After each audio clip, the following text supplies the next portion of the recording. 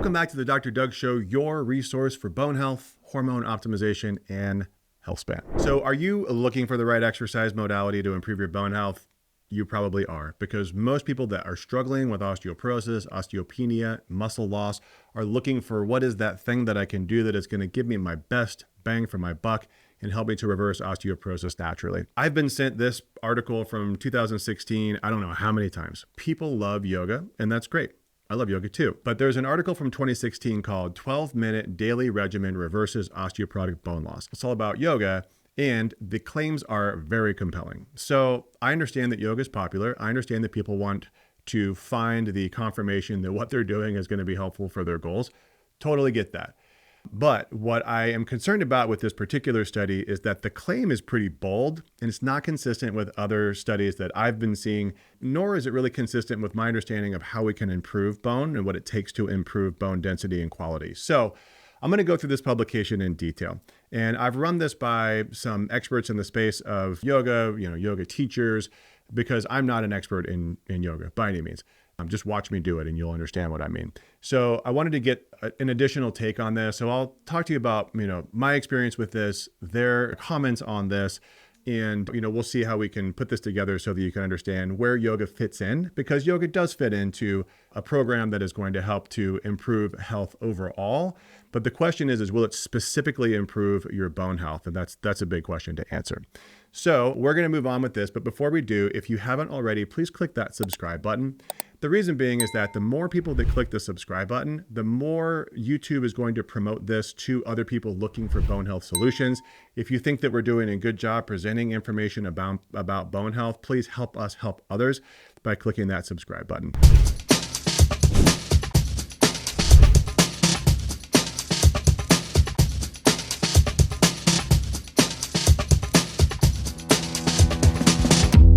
All right, so first things first, let's talk about this publication. So the author, the primary author here, his name is Lawrence Fishman. He's an MD. He has a practice called sciatica.org. He has 11 books on yoga for various things like osteoporosis, weight loss, back pain, sciatica. Clearly the guy loves yoga, and that's great. I applaud him for that. I am a champion for the things that I believe in, and I am totally for him being a champion for what he loves and believes. But let's talk about this study in detail, because I think there's some things here that people need to understand.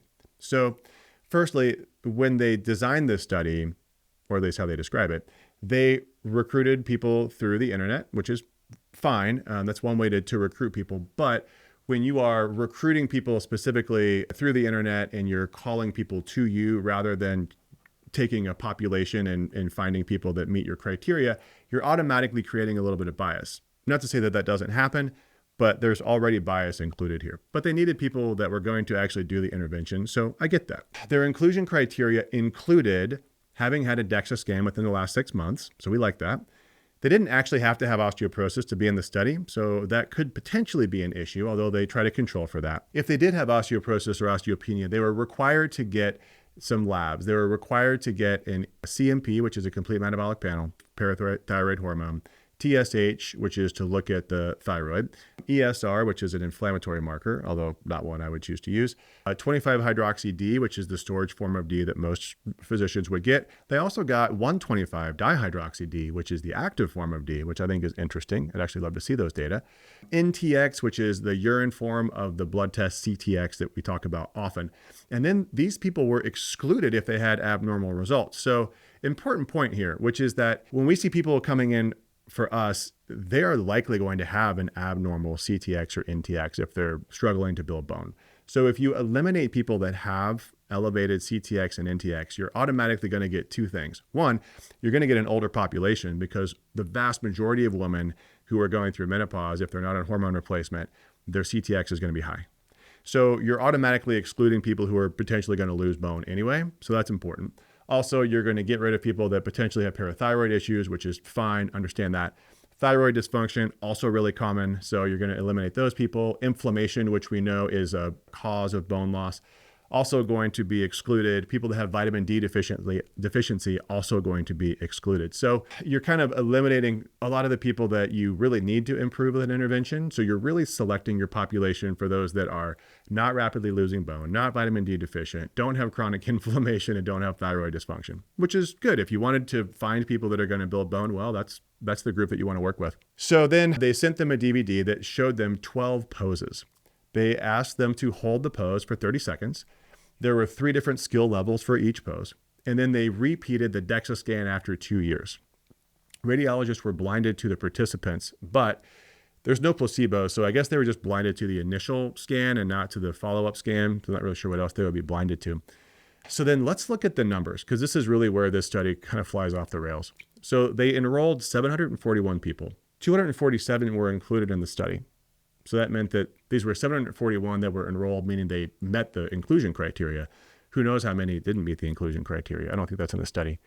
There were 247 of those 741 that were considered to be compliant, meaning that they did the yoga, or they reported to do the yoga about every 2 days. That included 202 women with an average age of 68.2 years, the rest obviously being men. 83% of the group had osteoporosis or osteopenia, which is great.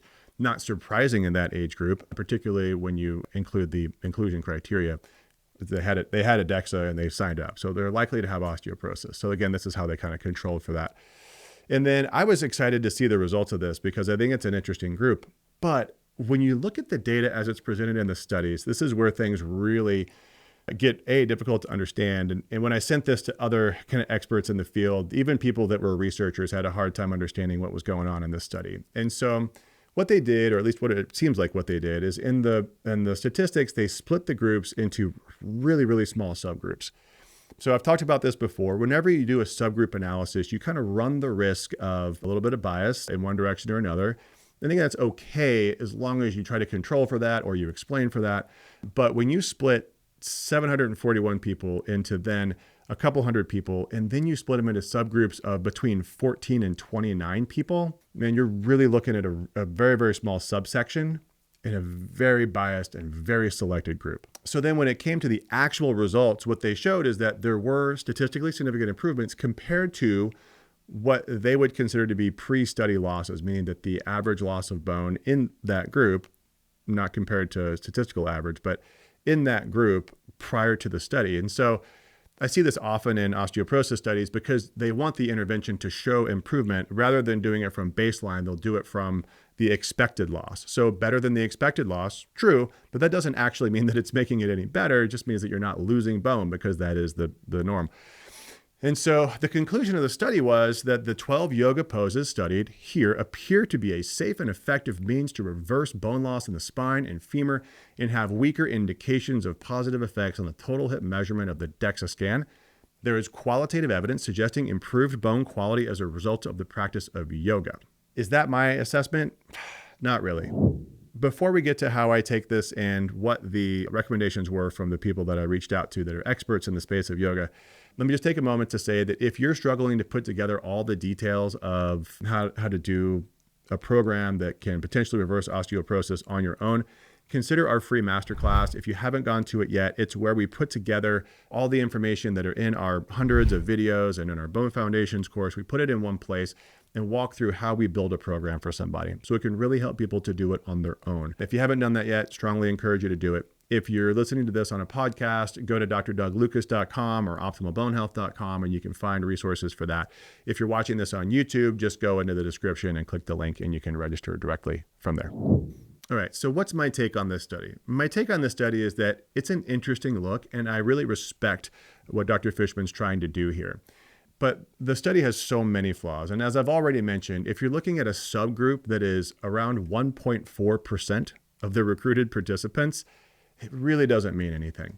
And I understand that the goal is that we want to show that this potential intervention that has a lot of other potential benefits is going to help osteoporosis. But this is a hyper isolated and biased group within a group. They were obviously going to be committed to improving bone. We have no idea what else this particular group was doing. I hope that they controlled for drugs in this, and they don't even mention that they did. These are also patients that were more likely to submit a positive result. And if they didn't have a positive result, they probably wouldn't have submitted it.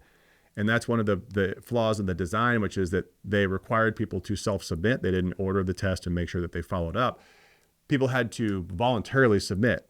And so human bias is going to be like, if I did your intervention and I get a study and it looks worse, chances are I'm not going to tell you about it. So we really don't know what the other people did. Was it better? Was it not? Would the statistics have showed anything different? My guess is probably yes. Additionally, the improvements that were measured were from expected losses, not from baseline. And even then, the statistical significance was really, really weak. And the difference in bone mineral density was really small. They didn't report T-scores. And because of the way that DEXAs work, you can't backwards calculate a T-score from the data that they presented. So I can't even tell you, was this a 1% or 2% on T-score? This was just off of actual bone mineral density. And again, you can't backwards calculate that. So in general, what can I conclude from this study? I can conclude from this study that people that are committed to their bone health can improve bone quality and density in 2 years. They could potentially also participate in yoga at the same time, but not necessarily, because we know that other interventions will do that too. So that's about all I can say, is that these people that were doing yoga got better in 2 years by a little bit, not a lot, and I have no idea what else they were doing. We don't know, were they on HRT? Did they do OsteoStrong or some other type of impact or osteogenic loading? Were they standing on a vibration plate all day? We don't know. We don't know what they were doing. What were they eating? We have no idea. So I think the study design is just too weak and too flawed to really make any conclusions based off of this. So what did my yoga friends have to say about this study? Well, when I presented this study, they were honestly just baffled. Some of the consistent feedback was that there's no rational explanation as to why these poses would impact bone mineral density. Now, I know that when I do yoga poses, I'm probably not doing them right, so I'm not a good expert in this space. But what they were telling me is that basically you do these poses, you look at these poses, and there's no compression on the spine.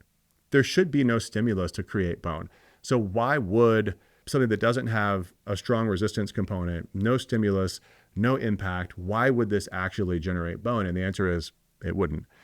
And so can yoga be good for osteoporosis? It can, but it can also be dangerous. We have to be careful with the positions that we get ourselves in, depending on your starting point, depending on how fragile your bones are, depending on what your balance is, and all these other factors. So I see yoga being beneficial for mobility, for balance, really honestly for preparation of meditation. This is where I find it to be helpful for me. I think other people are finding this kind of similarly, like it is a great daily practice, but I would not lean on this to reverse osteoporosis. I just don't think it's going to have the tools necessary. All right, so that's it, my friends. Remember, you are created for greatness, so seek optimal, not average. Don't be afraid to be extraordinary, because you are, and that's what it takes.